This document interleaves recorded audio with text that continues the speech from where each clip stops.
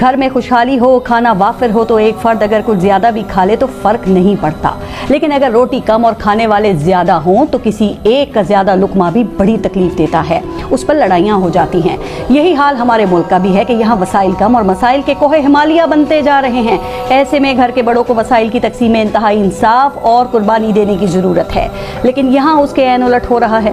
لوٹے پوٹے پاکستان کو مزید لوٹنے کا سامان کیا جا رہا ہے۔ مہنگائی اور غربت کے پھندے سے لٹکی قوم کے سامنے سینٹ کے سابق، موجودہ اور تا قیامت آنے والے چیئرمین کی مراد کے قانون پاس کیے جا رہے ہیں، اور مراد بھی ایسی کہ سبحان اللہ۔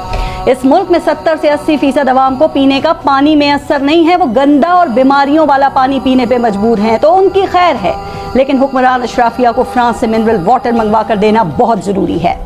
اس ملک کے 50% لوگوں کی صحت کی بنیادی سہولتیں انہیں میسر نہیں ہیں، وہ عطائیوں، حکیموں اور سرکاری ہاسپٹلز کی لائنوں میں کھڑے کھڑے مر جائیں، ان کی خیر ہے، لیکن حکمران اشرافیہ کے بیرون ملک علاج کا بندوبست کرنا بہت ضروری ہے۔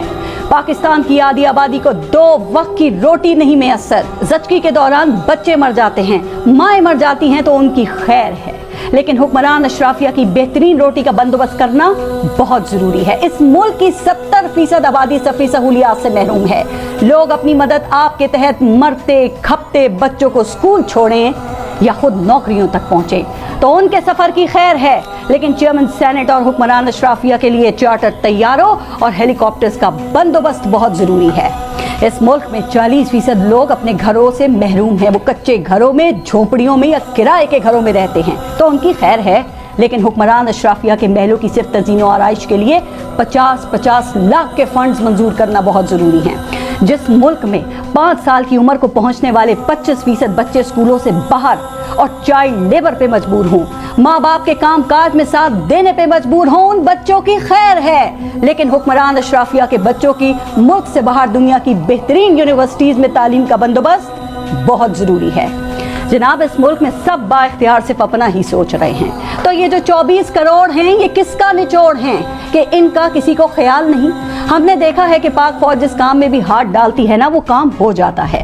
فوج کی شمولیت سے اب تک جو بھی ایپیکس کمیٹیاں بنی وہ کامیاب رہیں۔ کراچی میں بدامنی حل طلب ہوئی تو ایپیکس کمیٹی بن گئی، اور دیکھتے ہی دیکھتے کراچی پرامن ہو گیا۔ سانحہ 9 میں ہوا تو پاک فوج کی یادگاروں پر حملے کے ملزمان کو نشان عبرت بنانے کا آغاز ہو گیا۔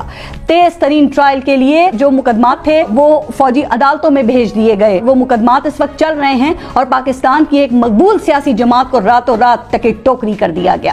حکومت نے اسی ہفتے سرمایہ کاری کے لیے ایک فورم کی بنیاد رکھی، اس میں پاک فوج کا دست شفقت بھی ہے اور عمل درآمد کے لیے ایپیکس کمیٹی بھی بنا دی گئی ہے۔ تو سر، اس وقت ملک کے عام آدمی کے مسائل ریاستی اداروں کے دست شفقت کے منتظر ہیں۔ مہنگائی، بے روزگاری اور غربت عام آدمی کے مسائل ہیں، تو اس ملک کا عام آدمی آپ سے سوال کر رہا ہے کہ اس کے مسائل کے حل کے لیے کوئی ایپیکس کمیٹی کب بنے گی؟